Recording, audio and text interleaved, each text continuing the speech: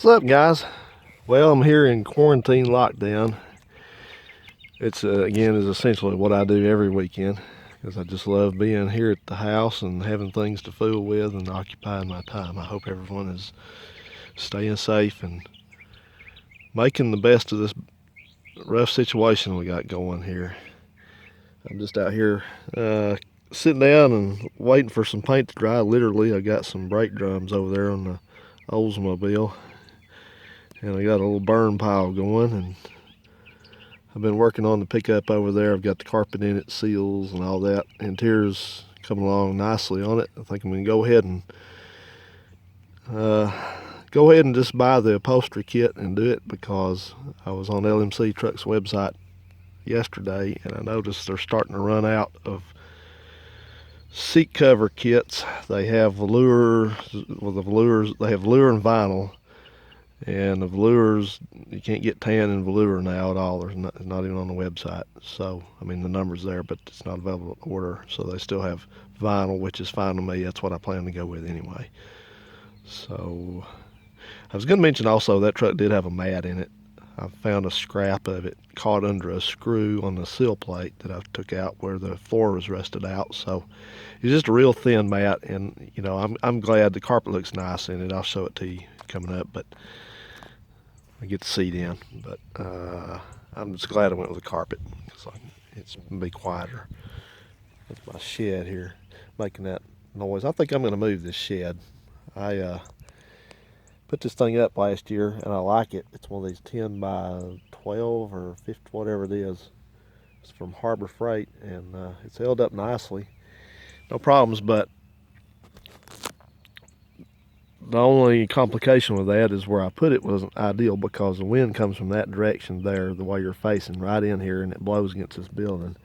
And it's actually blown it about a foot backwards, even with the tie downs on it. So I think what's going to go on is here, when I'm able to get things repositioned, I'm going to move that car out of there again from the back of the building, and I'm going to move the shed over there where the car's at, just kind of face the door this way. So that way it's closer, and that building, the garage, will hopefully block all this, because it's taking a beating.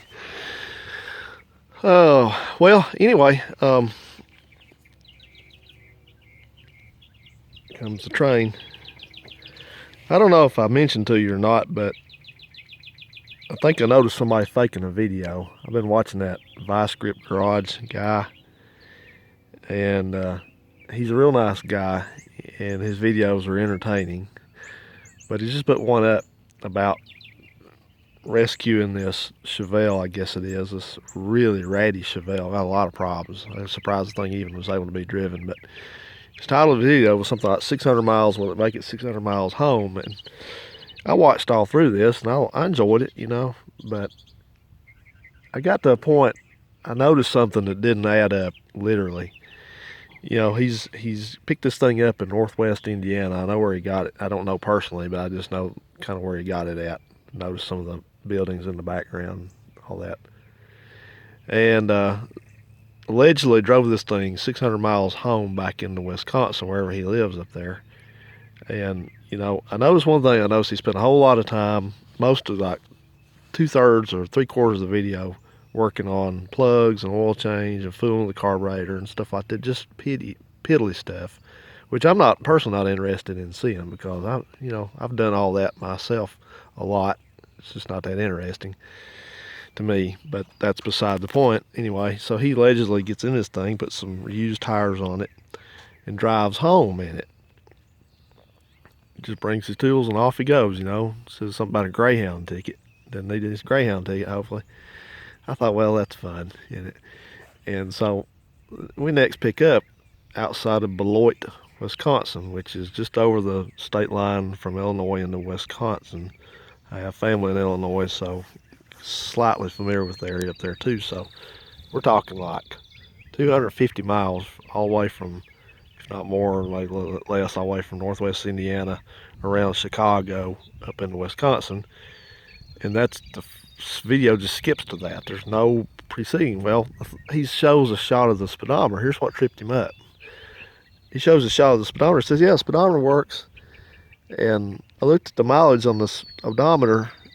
I thought, wait a minute. I thought I saw that before. That doesn't look like it's got many miles put on it. So I rewound the video back where he's just looking at it for the first time. And it had like 11,689 miles on it. And then I went back to where I saw him driving it around Beloit. I think that's how you pronounce that city's name. If it's not, please correct me. But yeah, I looked at the odometer. He's rolling that road, and it's got 11,694 miles on it. So it's a total of 5 miles put on it. Yet he's allegedly traveled 200 plus miles. You know, maybe not that many. I don't know how far it is. I didn't MapQuest it. I didn't care. But I'm just estimating. But it, quite a ways. It wasn't no 5 miles. So, and then, there's some shots off and on when driving at night. And then, and I'm thinking, man, you've staged this so big.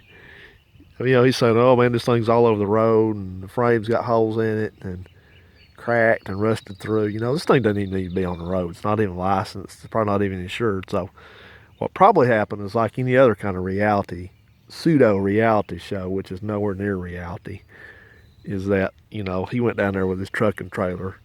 He already bought the car. He had to get it home. He didn't go down there on a Greyhound. So he had to get the thing home, so he took his truck and trailer down there, and his helper, maybe somebody helped him, I don't know, who knows. And so he drives it around where gets it running at for a little bit, establishing shots there, and he puts it back on the trailer and drives all the way up to Beloit, and then gets it off the trailer over there by the service station where he was filming at, and then films a clip of getting on the interstate and driving around a little bit. Probably drives up the interstate and back down, puts it back on the trailer. It goes a while longer, goes somewhere else, does a night shot, driving then a daytime shot, and then the arriving at home shot. And so we're all to believe that this car's driven 600 miles under its own power, hasn't been driven in 30 years, and it's totally unsafe, and we're supposed to all believe that. And so, like I say, he's a nice guy. I don't wish him ill, but, there's certain folks of us that just don't like stuff like that. I don't want somebody to fake it out like that. If it's not going to make it, say, okay, this thing's not going to make it. It's too big of a heap, Which I wouldn't drive something like that. I've driven some sketchy stuff, but I wouldn't do it. So just say what you're doing, man. Say it's a rescue or will it run or something like that. Don't go to all that. Don't fake people out. So I left a comment. It wasn't a nasty comment. I left a comment on his video, and I don't know if it'll stay up. If I've caught him at it, he's probably gonna take my comment off. But I took a picture of it anyway, so I could post it. And like I said, I don't blame the guy for not wanting to drive it, but don't story to people. Even if TV shows do this, these repossession shows and these shows like that are all staged. They're every one of them. So nobody needs to say, well, gosh, dude, you didn't know it was staged. I already know that. But, I don't, so far, I haven't expected it from amateur YouTubers, but I guess that's what's happening. So I would advise, if you watch his channel and watch these other people's channel, if you don't see them being filmed the whole way and you don't see the odometer counting up and you don't see proof of it, then you just assume that when you see somebody say, I drove this car 200 miles, 500 miles, and we always made it home, no matter what car it is. Here we are rolling in the yard with it. Isn't it amazing?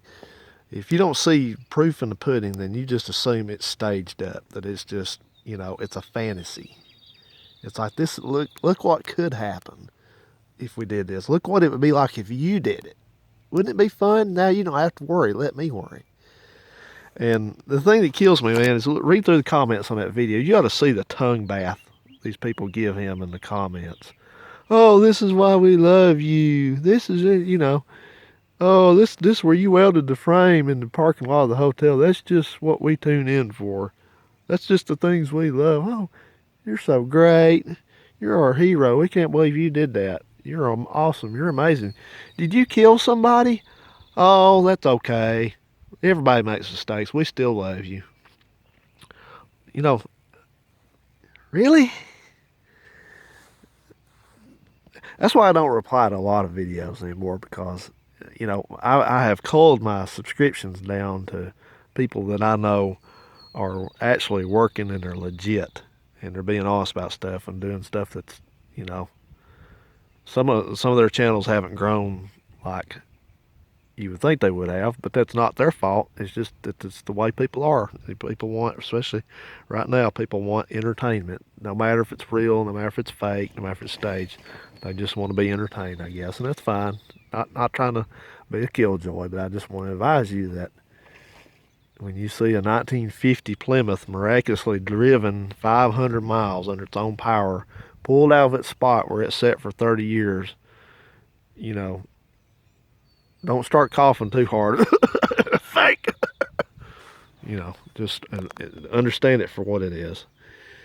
And you know, that's kind of the thing about this. You know, I've talked about this before. You know, is people on their channels. It seems like they're not everybody, and not a ton of people, but a lot of people are just doing stuff for YouTube. It's like a business, I guess, for them. So they do stuff that they may not even have an interest in doing, but they're doing it because they get views and viewers, and they make money off of it. You know, but again, if you look into what they're really doing, if you analyze their videos and pay attention, you'll just notice they're not really doing a lot. You know, they're hitting the high points. I did this, you know, and we're miraculously done with it now. So, but whatever. Anyway, just an observation, guys. And again, I'm not trying to be, you know, I don't try to be a killjoy or try to be a downer, but I just, personally, I'm not too awful big of a fan of watching something, you know, and like I said, you know, he does what he wants to do. It's his channel, but his title says, "Will it drive 600 miles home?" And he alleges that he did. But